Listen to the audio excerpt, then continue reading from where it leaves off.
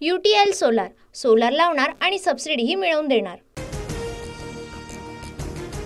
ईव्हीएमवर मतदान नको, जुन्या पद्धतीने मतदान घ्या। तालुक्यातील सर्व गावात ठराव करा, ठराव योग्य ठिकाणी पोहोचवू। मार्कडवाडीतून शरद पवारांचं आवाहन।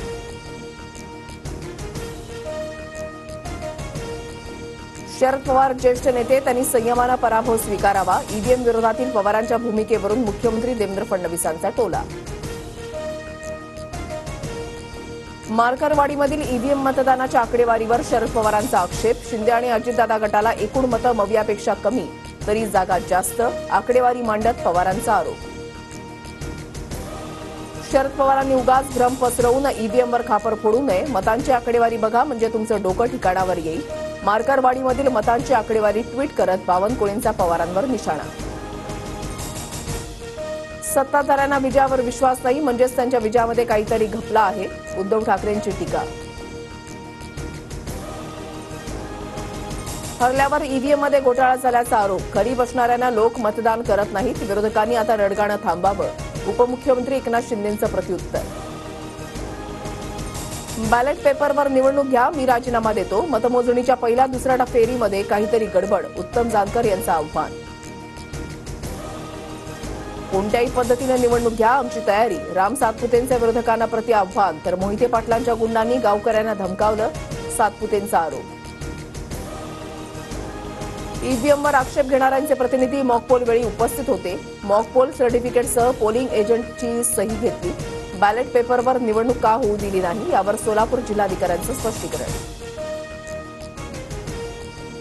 पुण्यामध्ये मवियाच्या पराभूत उमेदवारांची ईव्हीएम विरोधात सुप्रीम कोर्टात धाव। सर्व पराभूत उद्या याचिका दाखल करणार, सुप्रीम कोर्टाच्या वकिलांनाही भेटणार।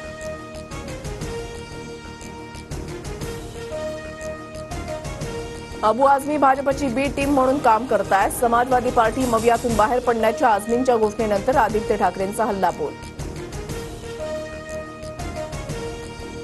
बाबरी मशिदी संदर्भातील मिलिंद नार्वेकरांच्या ट्विटवर आधी खुलासा करावा। सपाच्या रईस शेख यांचा ठाकरे गटावर पलटवार।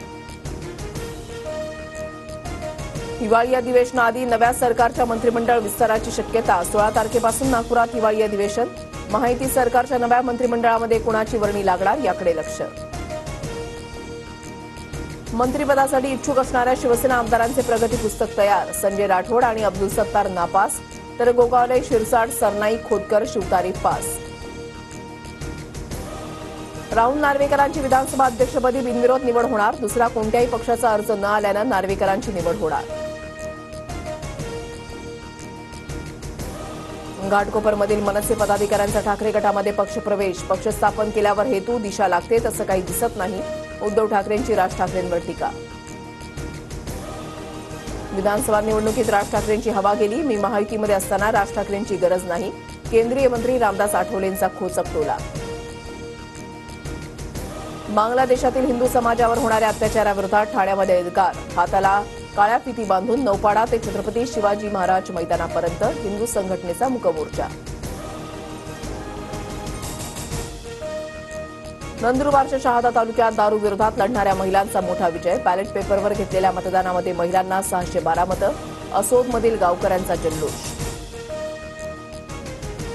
सिरियातील स्थानिक बंडखोरांचा राजधानी दमास्कसवर ताबा। राष्ट्रपती बशर अल असद देश सोडून पळाले। बंडखोरांकडे सत्ता सोपवण्यास पंतप्रधान तयार, विद्रोही सैन्याचा दावा।